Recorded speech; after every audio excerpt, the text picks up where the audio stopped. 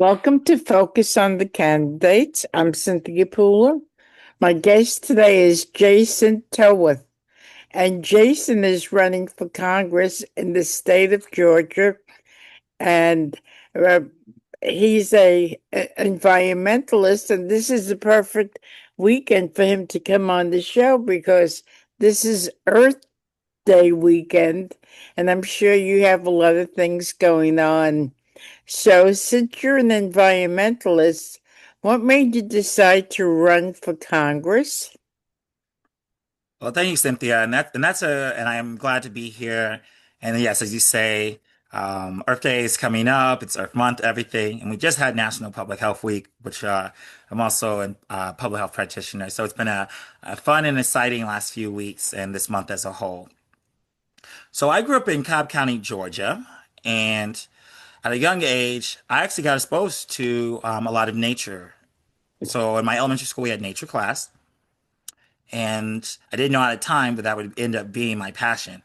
When I was in middle school, we did robotics. And during the robotics team, we learned about clean energy and all the different sources. And by the time I got to high school, I took AP Environmental Science. And I'll be honest on this and tell you that as I was looking at my AP Science classes initially, I was like, well, maybe this might be the easiest AP class for us for science. But I took it and I loved the class. That was one of my favorite classes. And parlaying that into immediately after I took the class, my junior year of high school, I went to Kenya with my church, and we were working with a village in Masai Mara to provide them access to clean water. And that direct impact that we had on that village really spurred me of saying I want to do a science that is human focused. So I decided to do environmental science. And through that, I was a lot of community building, organizing at the University of Michigan. And I continued that up at Harvard, where I was doing public health, environmental health specifically, really working on how can we clean up our air and environment and reduce the impacts from fossil fuels. I worked at the EPA following that and did a lot of work on water quality and how to actually making sure that that government programs are accountable and working for the people, so that we looked for fraud, waste, and abuse. And while at the EPA, I ran for and got elected on the Harvard Board of Overseers, the university's governing board, kind of like a trustee or a regent. And one of the key things that we were really focused on is how can the university divest in fossil fuels? And after getting elected, not more than a year later, they divested. And about 2 years later, they created a climate institute, which was another key priority. Last 5 years, I'd been studying at Stanford University, doing energy, climate, and health. And really on that, looking at what's the intersection. A lot of my research focuses on how does severe weather cause power outages and what are the health impacts from loss of power. So I've looked a lot in individuals who have Medicaid or Medicare and looking at the risks that they experience during these events. And unfortunately, we've seen that a lot of these folks, especially those electricity dependent, meaning if you're a dialysis machine, ventilator, or cardiac device, were at severe risk. And I wanted to find a way to change that. And And that kind so, of led me to why I'm running. So I really saw in the state of Georgia, we're a state that hasn't expanded Medicaid, one of the last remaining states. Right now, federally, a lot of Medicare has been at risk. We've seen ACA, Affordable Care Act subsidies being cut and premiums skyrocket. We're also a state that has the second most proposed developments for AI data centers. I'm And with glad that, you we've mentioned seen, that. and with that, we've seen a lot of potential risks in terms of our energy rates and rising, and that's protections, but also increases in fossil fuel use. We've seen industries leave, such as film, and we've seen prices go up while wages stay stagnant, especially in a state that the state minimum wage is 5.25. So I'm really running in a platform focused on how can we increase our economic opportunity across the state, whether that's through mentorships for young folks, people in career transitions. How can we work to leverage the impacts that we know that AI is going to have on folks? I was talking to folks and seeing my district specifically could be 100+ thousand people without jobs. How can we train folks for this new workforce and develop and reduce as many job losses as possible? How can we protect our environment as with these large scale projects? when you have these AI data centers and whatnot, a lot of times they came in without necessarily the regulations and policies that would guarantee that they actually are doing on-site renewable generation, actual water recycling, and a lot of times it didn't even get community approval. So how can we either A, stop these, have a moratorium initially and have less developed, but if the ones that do get developed, how can they be the most efficient and actually provide for the community, including giving tax benefits back, and actual real amounts? And two last ones I'd say is one, how can we just keep our government accountable? I worked at the EPA on government on reducing fraud, waste, abuse, and I want to bring that to making sure that taxpayers' dollars are used effectively. And lastly, how can we expand healthcare in this state? Have it as a right, so all Georgians have a right and access to healthcare. So, how prevalent is the proliferation of data centers in Georgia? Well, it's very common. So we're seeing, like I said, we have several developments across the state. So whether that's Hall County, Muskogee County, in all the different areas. Actually, today, and literally probably in the next hour and a half or 2 hours, I'm going to an event, a protest. Now, this is about Flock AI security cameras and surveillance. But overall, right now in Atlanta, they're hosting the Take Back Tech um, conference that's really trying to push against a lot of these large scale projects, a lot of the surveillance. And like I said, we have the number two development, but also we're in a state that historically has never really encouraged folks to do clean or renewable energy because we've been heavily lobbied by Georgia Power. So it's not that surprising that a lot of these companies, when they came in, did deals where they kind of talked about they kind of talked about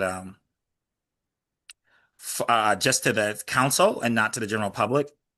And then it comes out and the public's like, no. And then they are seeing spiking in gas usage. So you're seeing folks using more natural gas and having rates go up because of fuel is charged and using a lot of water. Georgia's a state that has a lot of beautiful rivers and streams and lakes. It's whether that's Lake Lanier, Lake Allatoona, Lake Ackworth, the Chattahoochee River, Savannah River, all these different rivers across the state. But a lot of them are honestly unprotected. The 2008 in 2018, the Waters of the U.S. Ruling was rolled back, which basically took protection from about a third of Georgia's rivers because they are seen as seasonal intermittent, and meaning that a lot of with these projects, where our water can kind of just be siphoned and utilized, but not really. There's not really a regulation or standard there to really help. Now, do you think that the average person,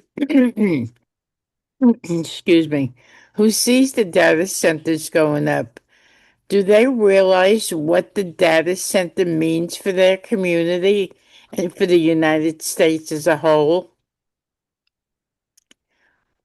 I want to say now we're working towards that, but as of like a year ago, it would have been no. Initially, folks thought that data centers would bring jobs. So a lot of the deals it was you hear these various tech companies come in and promise that we're bringing jobs, and you're thinking, oh, I could have like a new campus or a hub here.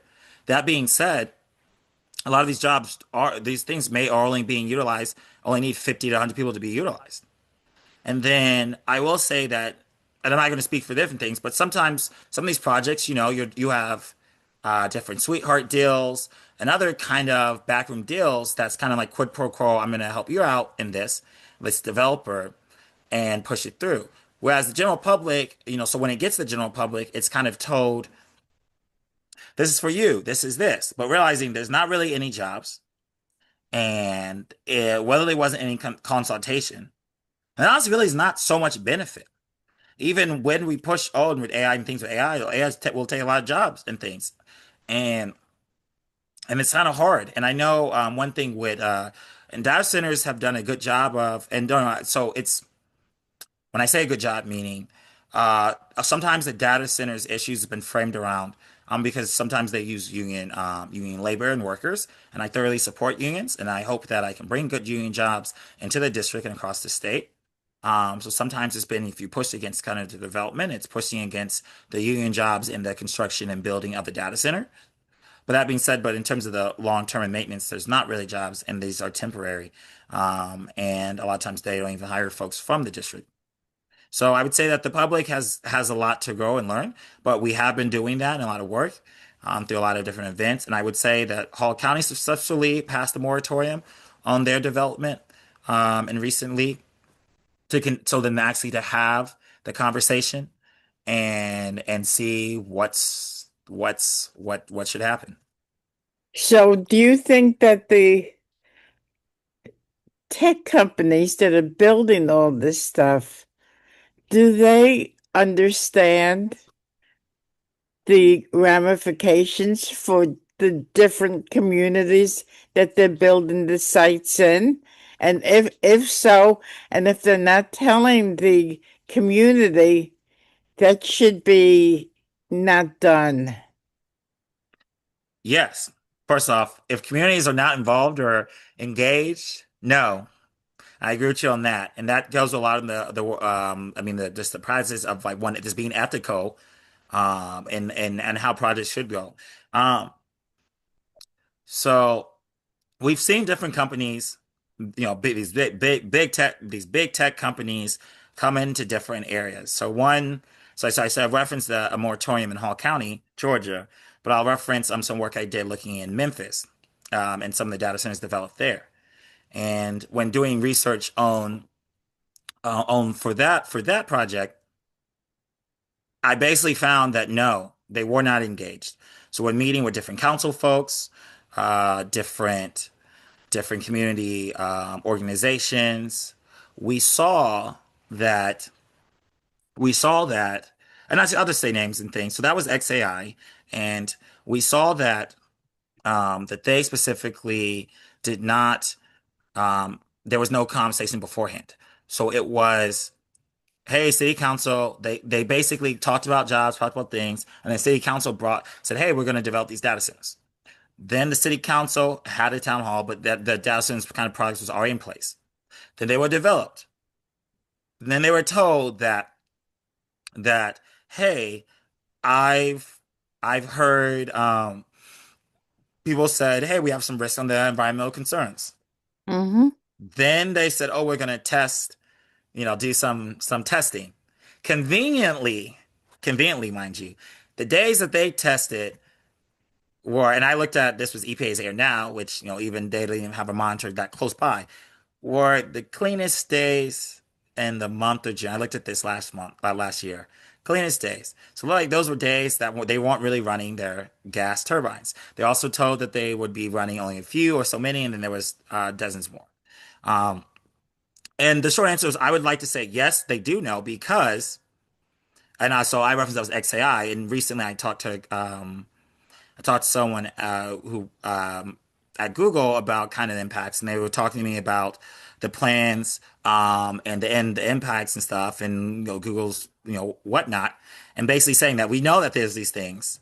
So the answer is that all companies know, and what's been kind of the hindrance, and this honestly I can say for a lot of environmental problems is that it has to be a will to spend. I mean, right now with just the way the systems have been in place, you're rewarded for exploitation and reaching the bottom line.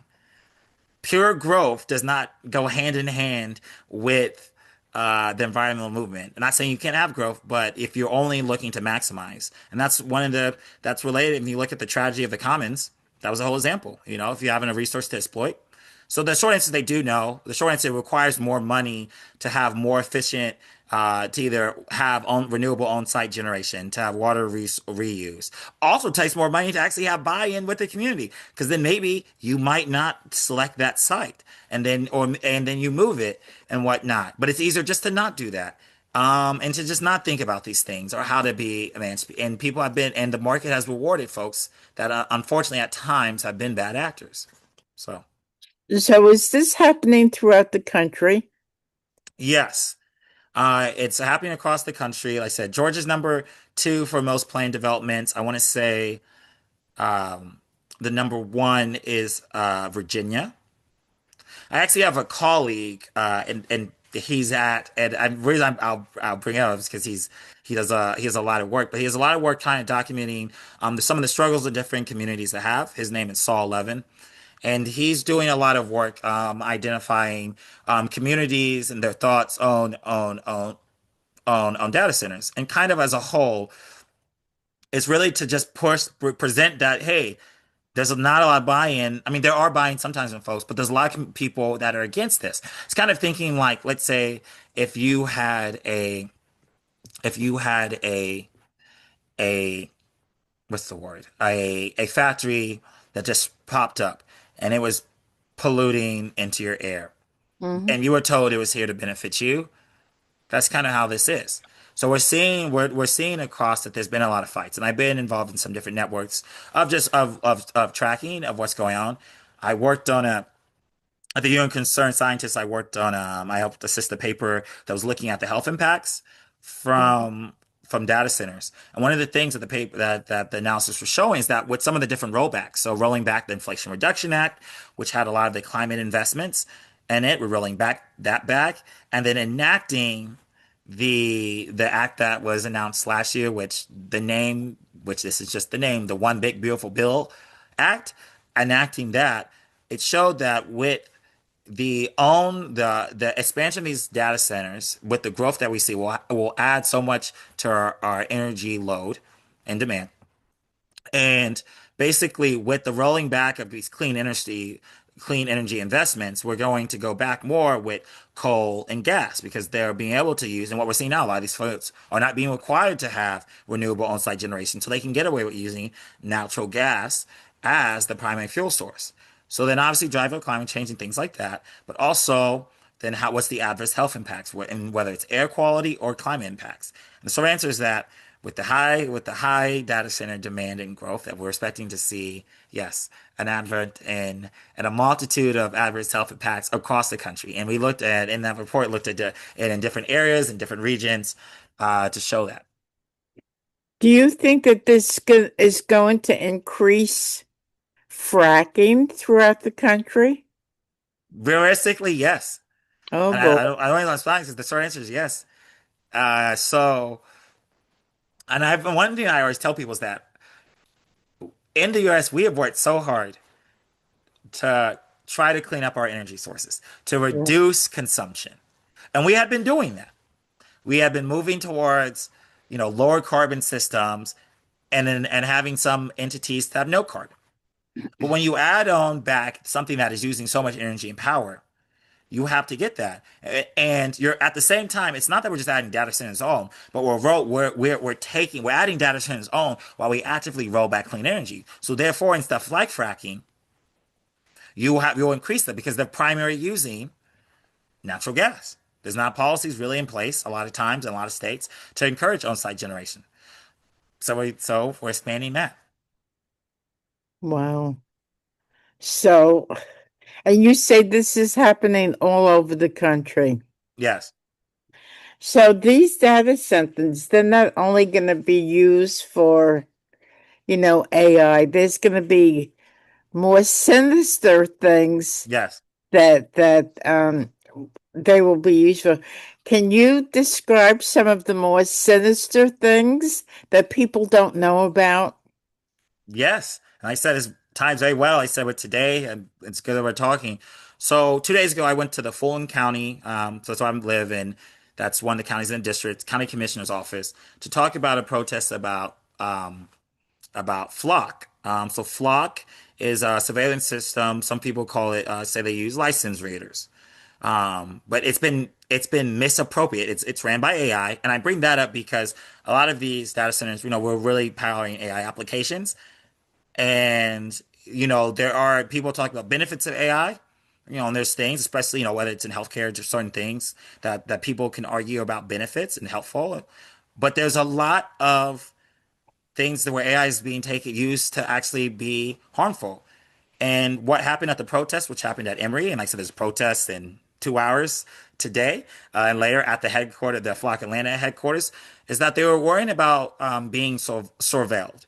So, and especially groups of people of color, people that might be first or second gen immigrants, lower income, honestly, people at risk, even could be even older adults, but just folks that might not have, honestly, as much financial or political capital.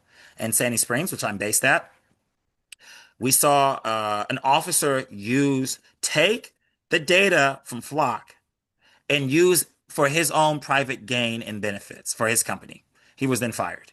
We saw in other places and countries people stalk people that they formerly had a romantic relationship with. We've seen it used to harass people, and we're seeing it, and so people are pushing back. With a lot of this, we're living possibly moving towards a surveillance state where everything we do, our phones already listen to everything we talk, our conversations. We have all these cameras on the streets, and we're working in a space where we're just a lot of our personal freedom and civil liberties are being impacted. And basically, with these things, obviously, like, people push the benefits of AI, but they don't talk about the drawbacks. We don't talk about how if someone hacks into these systems, there's been talk about showing about how people can easily hack into the systems and then get a lot of the data, which also is being sold. So data centers, which again, helping power AI operations, but saying a lot of these operations are have a lot of stuff on us, a lot of our personal materials, which can even then create basically a virtual you without your consent, which that happened with Scarlett Johansson with the AI assistant after she said, "No, I do not want to have my likeness being utilized." And I worry about this especially also in elections where we have robocalls and frauds, all these videos being pushed out that's then pushing out misinformation. So now when you go online, the question always is now is this real? Is this AI? And we're moving into that. So there is a lot of potential nefarious actors. And even last I'll say and this is with the surveillance. So even in just Metro Atlanta, so I'm the type of person who I watch all the TV shows, watch Black Mirror, all my science fiction stuff. And Black Mirror had one of these episodes where they had these robot dogs. And it was a dystopian and the robot dogs were running and unfortunately like harming others and for lack of eliminating people. And even in Atlanta, you have folks, you have the delivery, but you have drones, you have robots, we have surveillance, you have security, all filming at all times. So, yeah. So, do you think ultimately robots are going to replace humans in the job market? In some areas, they can. And again, I said when talking with some different colleagues and whatnot, we're going to see job loss. And it's one of those things that it's I just like I'm just trying to be like that's why I mean there's a lot of things to talk about, but like one of the reasons why I talk a lot about kitchen table things is jobs. How can your 18, 19-year-old, 20-year-old, 25-year-old, or someone who's in a conjured transition who maybe got laid off because they're working? Even now, we're seeing computer scientists get laid off. We're seeing engineers. We're seeing folks in hospitality. We're seeing drivers. We're seeing so many entities of folks losing. And the thing is that how then are we going to prepare for the future with this? And that means we need to invest honestly in development and understanding the impacts. But also one thing I say is that's one of the reasons why I'm really pro also in terms of healthcare is really make sure that we have some guaranteed rights and things that when we have transitions that there is good healthcare for even if you have low income, that there's good career transition programs, that if you are unemployed, that there is substantial benefits and potential so that you can get put on your feet, keeping our food assistance programs in place because we're going to see folks have to transition. Heck, honestly, even with housing, that, we have rates go up, whether it's rental or housing, knowing that people might have changes in job earning or status, how can we still keep that in place? But yes, we will see some of these systems, robots and whatnot transition. How can we work to basically have that reduced, but also work to prepare for the future so that we can have people with jobs? So, when you go around your district and you talk to people about this, what's their reaction? What do they tell you? To be honest, folks are nervous, folks are scared. And they sometimes feel like there's not a lot of enough attention on this because like I said the news media there's so many things going on in the world and whatnot And it's really hard to talk about for sometimes people to talk in this. So that's one of the reasons in my campaign I've been talking to folks that have worked in this industry, that know the risk, that work in the environmental industry and know also the risk there and about how these systems, kind of have not been in place and kind of things. And that's why I've been thoroughly talking about how can we have mentorship, apprenticeship, job training programs. Heck, I even talk about, yeah, I bring this up even when we talk about they want to bring a hockey team to the district and have a development in one of the cities, Alpharetta. And I talk about, say, hey, we might see job loss in this. How can we actually, if we're seeing job loss in all these other areas, how can we then find to work for ways to actually then train folks to be useful in this new business district? Whether it's new local businesses, using our local construction. Heck, maybe people might need some more transit and whatnot. That then, because maybe they want to get around in different ways, and maybe also it's not as feasible to own a car as well. How can we then leverage that?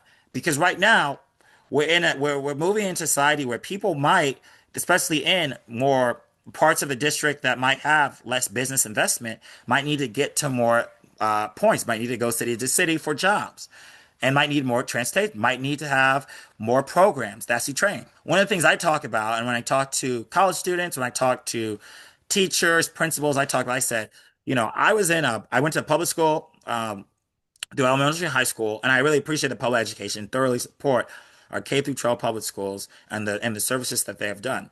And I said one of the most beneficial things I was able to do was my senior years have an internship. Now this was through a magnet program, so it gave me the way that program was developed, it gave us the ability to have of half of one of our semesters off to go to internship. So I worked in a healthcare system then. And little did I know I'd then be working in healthcare later. And I say that in the sense of that gave me the partnership, and I wasn't earning anything. It was a free internship, but it gave me the experiences. So when I was in college and I was applying for fellowships, I'm applying for a CDC undergraduate scholars program fellowship, that internship was helpful for me getting that. And then I was able to intern at the Environmental Protection Agency, which from that CDC fellowship, which then was able to help for me to get my career at the EPA. And I say all this in the sense of that I'm really, and again, I'm unreasonably large in the sense of that we have all these business owners, we have a lot of folks. How can we work with them, partner them with high schools, colleges, career transition, even if they are unpaid? Now, obviously, I prefer folks to get paid, and especially if it's coming things, because I think people's work should be compensated. But maybe if you're in high school and it's your first time out, even if it's unpaid, there's unreasonable benefits and partnering them in trades that are needing more folks to come in. Because like I said, we're seeing impacts across the system, across our workforce, and I don't think we are prepared right now.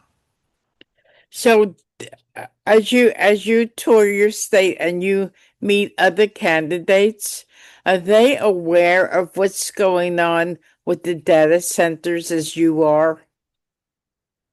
Well, probably not as aware as me, but I like to say affectionately, but I'm a nerd, and and that's one thing I say about this. Let's be honest, it's like one of the reasons I ran, I said, is because so last year we had the Public Service Commission races, and two of the Public Service Commission, and that runs a lot of regulating our utilities.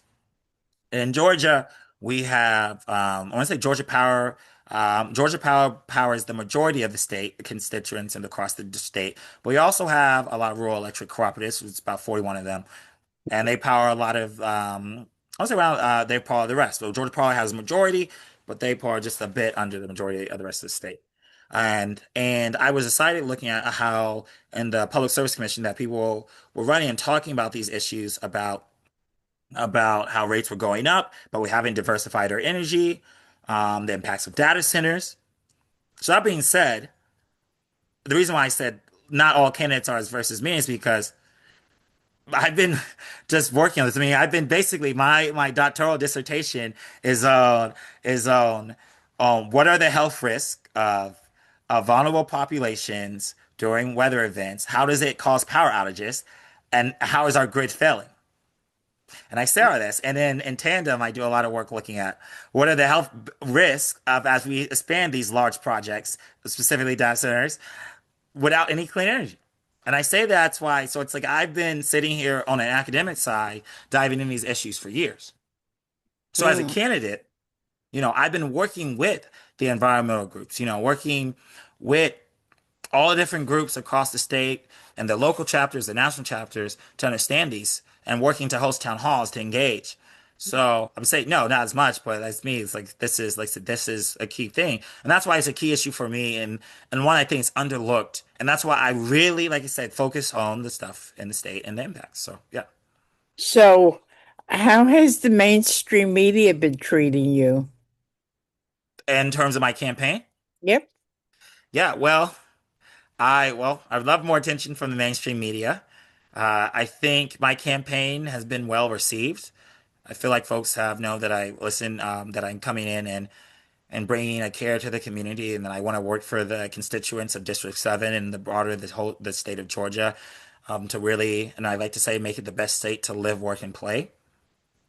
And I'm hoping that that can continue to be seen. And I just want folks to know, especially as they listen to this video, overall, is that I'm here to work to make Georgia the best it can be. And it's Georgia's my home. It brought so much with growing up and support. I've been telling folks, usually in my story, I tell people, but I experienced a lot of homelessness growing up. So between in third grade, fifth grade, ninth grade, and 10th grade, and was evicted about 10 times. 2 of those years, one year I lived in a hotel for a year. 2 of those years I lived in extended stay. And one of those years I lived in my church's, they owned a house, so it was a church home that they let us stay for free. And fortunately, it made sure that, every Christmas, by the kindness of folks in Georgia, every Christmas we were getting Christmas presents through the public libraries. We didn't have internet at home, and I was in a magnet program, which is this math and science and technology program to train us. I'd be going to libraries, and they provide the resources for me to be there. The churches always made sure that we had a place to eat and would be able to give us the opportunity to go on trips. I didn't go on trips, vacations with my family, but I was able to go and do the mission trips with the church, go and learn, um, go and share on those experiences. And and I really felt really supported by the Georgians in this state. And it meant a lot for me. And I really wanted to basically bring that back. And so that's something that I really want to share, is that I'm really here to work. And these people, I mean, and we talk about healthcare, and one of the reasons why I'm so passionate on this is that I lost my uncle at age 40 of lung cancer. I lost my aunt last year, just over the age of 50. My grandmother passed the age, she was in her mid 50s. And my mother has, fortunately, she's still around, but has experienced heart attacks, cancer, and many things. And I'm fortunate for the doctors that have treated her and have worked for her. But we needed to strengthen our public health services. Um, And this is why the federal side, so that we can really diagnose and treat folks earlier on. These folks, fortunately, the doctors have saved her life, and that's something that I pride myself on. But we're seeing hospitals close. And one thing I noticed that she was fortunately able, when she had her heart attack on Christmas Eve, she was fortunately able to get to a hospital within 30 minutes. But now, with having 9 rural hospitals closed over the year and more at risk, there's many people that are sitting there that don't have that. Now, people are just now noticing that if your power gets shut off, but you have a life-sustaining device, that you might die. There was a bill proposed in the House legislature earlier this year that says, hey, maybe we shouldn't shut off people's power that have life-sustaining devices. And this is something I've been working on for the last 3 years. Mhm. So I want the media to know that yes, I'm a nerd. And I said because of me, I've always been a nerd, but also know that I play sports too. I love sports, but I'm a nerd. I've been an academic, but also I've been a federal employee. I've been a son. I've been a concerned community member. I've always organized around the topics that really bring people together. I want to work for all Georgians. I want to be here. I want to listen. I mean, the in 2 week in this week and next week, I'm hosting 6 town halls, all in every county, just all me. I mean, our district unfortunately hadn't had an in-person town hall in over a year. So one of the things I said, I want to be available. I want you to be able to find me, even the smallest issues, whatever it may be. And every time I talk to them, I say, what are you most concerned about? What do you care about? Because this campaign is not about me. I'm just someone who stepped up to run. But the Mhm. campaign is about what are the concerns in the community? And how can I, on a national level, assist those? Assist down.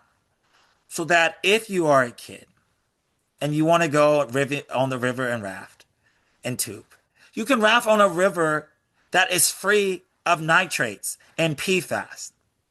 Mhm. You can go to a hospital and get timely and effective care.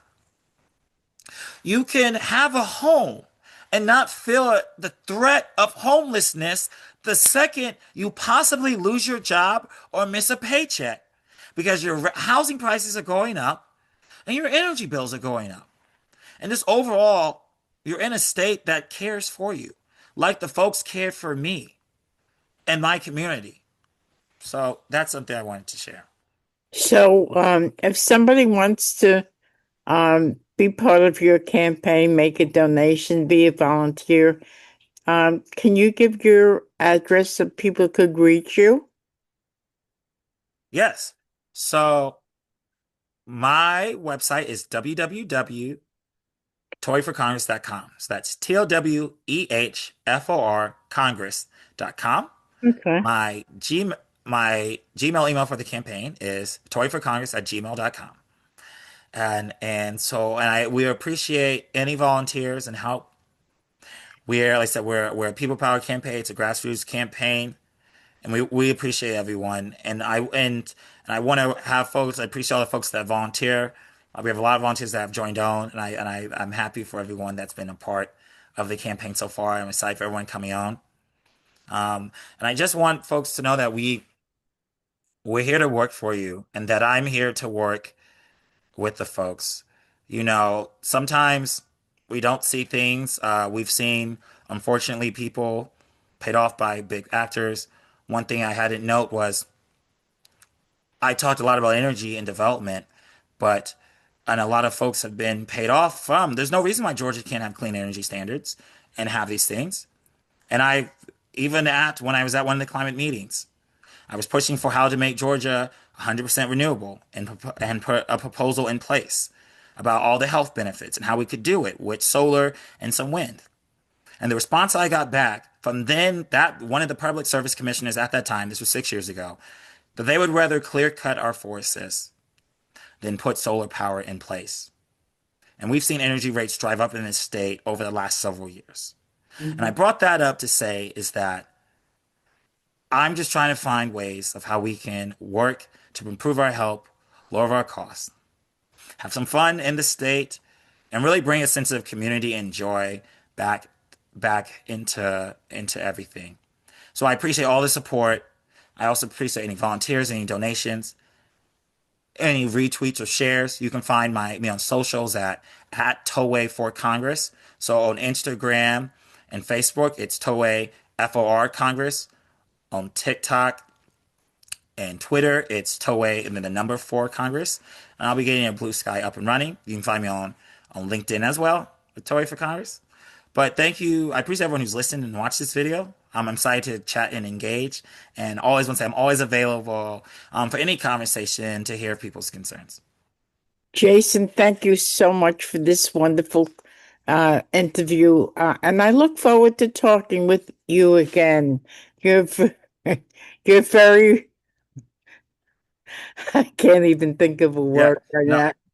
I appreciate it. And any time. And I appreciate you, Cynthia. And I appreciate the work that you're doing with candidates and working with folks and giving a platform. And it's really important. I really want to thank you for what you've been working on. Thank you. Thank you. So you've been listening to Jason Towit I'm Cynthia Pooler. This is Focus on the Candidates. If you like this show, please subscribe to my YouTube channel. But more important, if you see this video and you like it, please share it on your social network so that the more people that hear it, that's how much more amplified Jason's voice will be. Jason, thank you. Thank you, everybody, for listening. Have a wonderful day. Thank you. Glad to be here and take care.